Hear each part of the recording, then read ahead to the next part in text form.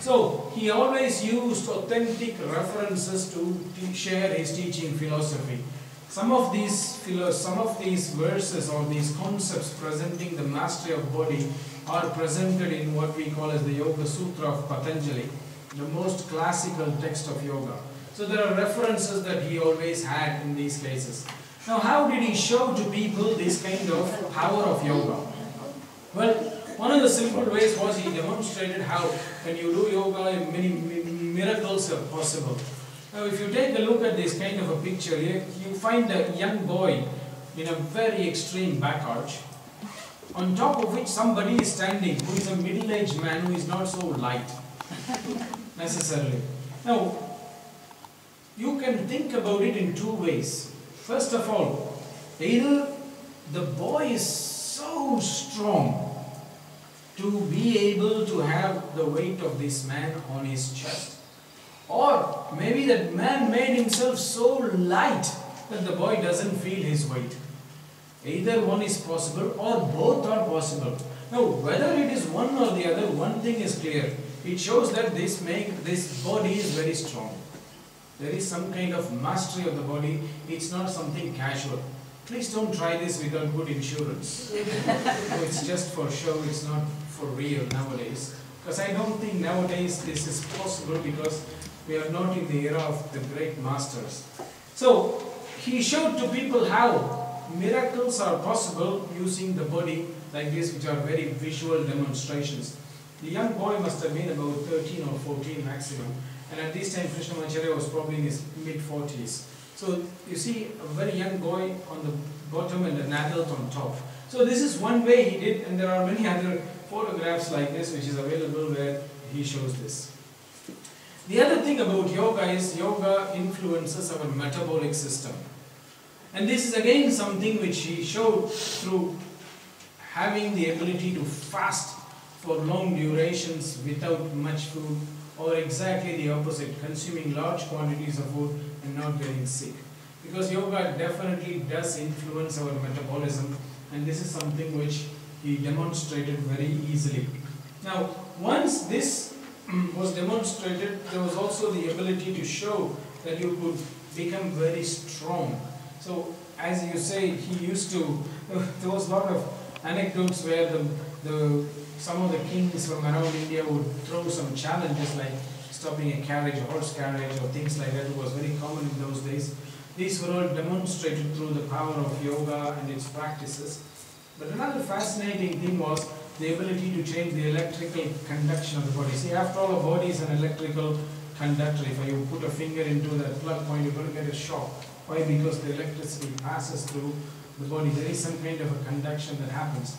Now, there are so many stories where you hear people connecting wires to different yogis, not just him, but different yogis of this time, where they will do certain kind of pranayama techniques, and the electrical conduction of the body would change because when the bulb which would be glowing would stop, or something like this was demonstrated. So that also shows how you can change the nature of the body as well.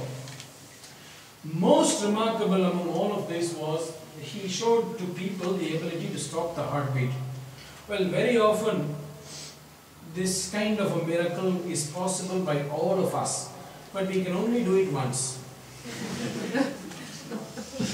We can only do it once. So it's nothing special to stop the heartbeat. All of us can do it. But how about doing it twice at least?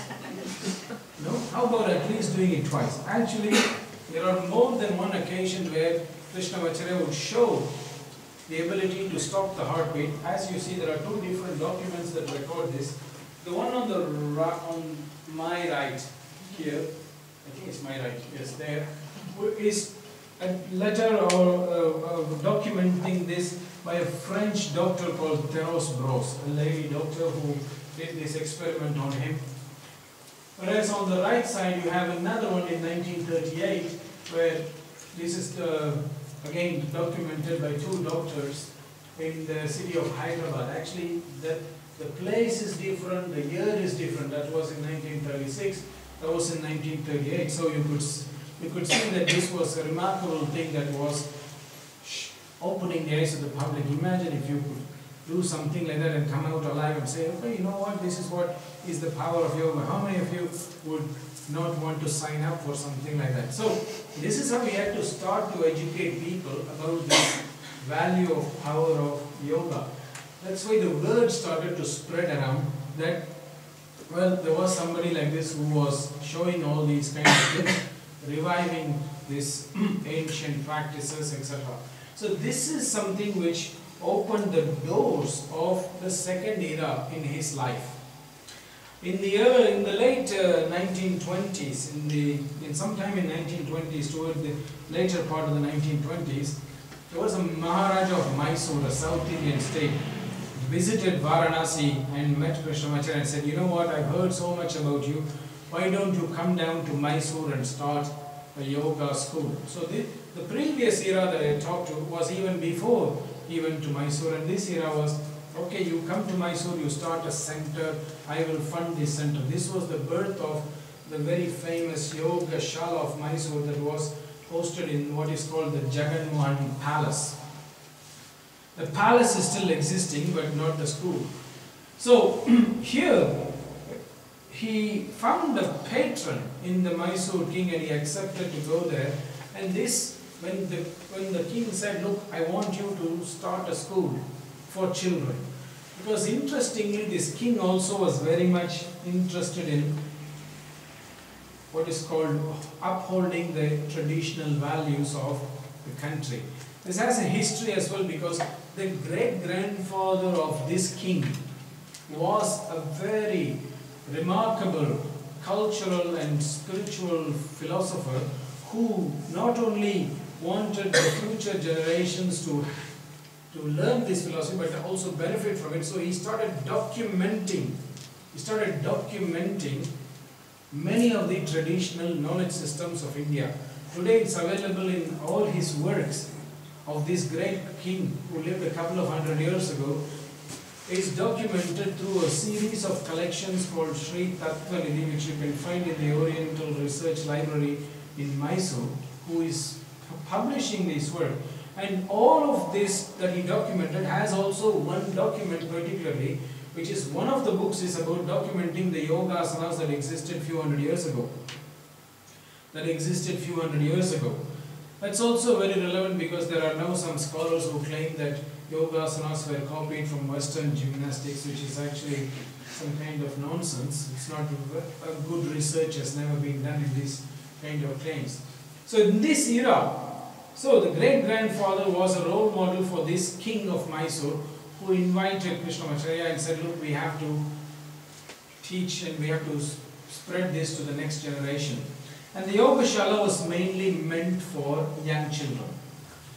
However, it was not that this was the only teaching that Krishnamacharya did. Krishnamacharya was also teaching the king and his family and all the ministers who were adults. However, the presentation that I am going to choose to present here in this era is what he did in the Yoga Shala. It's not that he didn't do anything else, it's one of the things he did and one of the key things that he did.